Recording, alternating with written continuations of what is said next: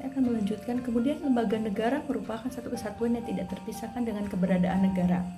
Pembentukan lembaga negara merupakan manifestasi dari mekanisme keterwakilan rakyat dalam menyelenggarakan pemerintahan dan sistem penyelenggaraan negara yang di dalamnya mencakup mengenai kewenangan dan hubungan antar lembaga. Secara konseptual, tujuan diadakannya lembaga negara atau alat-alat kelembagaan negara adalah selain untuk menjalankan fungsi negara, juga untuk menjalankan fungsi-fungsi pemerintahan secara aktual. Dengan kata lain, lembaga-lembaga itu harus membentuk kesatuan proses yang satu sama lain saling berhubungan dalam rangka penyelenggaraan fungsi dan fungsi pemerintahan gitu. Konsep kelembagaan negara di Indonesia ada konsep teori negara hukum gitu. Yang artinya Indonesia adalah negara hukum, dibutuhkan sebuah alat kelengkapan negara yang bergerak berdasarkan aturan hukum sehingga tidak menimbulkan paradigma masyarakat atau negara dengan kekuasaan. Alat kelengkapan negara berdasarkan teori klasik hukum negara meliputi kekuasaan eksekutif. Dalam hal ini bisa presiden atau perdana menteri atau raja. Kemudian kekuasaan legislatif dalam hal ini bisa disebut parlemen atau dengan nama lain seperti Dewan Perwakilan Rakyat. Kemudian ada kekuasaan yudikatif seperti Mahkamah Agung atau Supreme Court.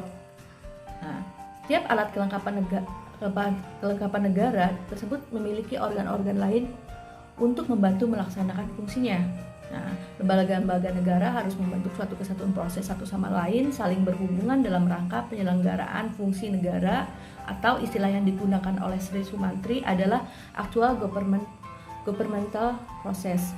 Jadi, meskipun dalam praktiknya tipe lembaga-lembaga negara yang diadopsi setiap negara bisa berbeda, secara konsep lembaga-lembaga tersebut harus bekerja dan memiliki relasi sedemikian rupa hingga membentuk suatu kesatuan untuk merelasikan secara praktis fungsi negara dan ideologis mewujudkan tujuan negara jangka panjang. Kemudian, dalam negara hukum yang demokratik, hubungan antara infrastruktur politik selaku pemilik kedaulatan dengan suprastruktur politik sebagai pemegang atau pelaku kedaulatan rakyat menurut hukum terdapat hubungan yang saling menentukan dan saling mempengaruhi.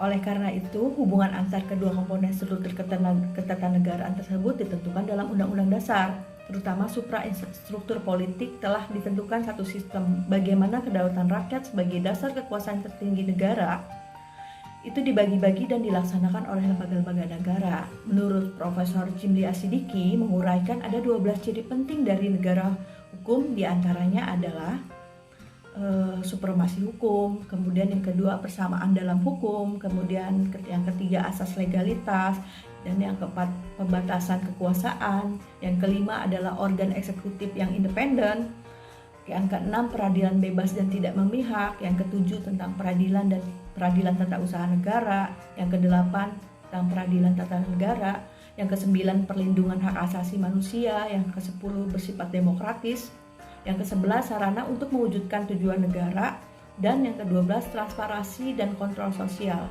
Kemudian konsep teori organ yang dijelaskan dalam kesempatan kali ini adalah setiap negara dijalankan oleh organ negara yang diatur dalam konstitusi.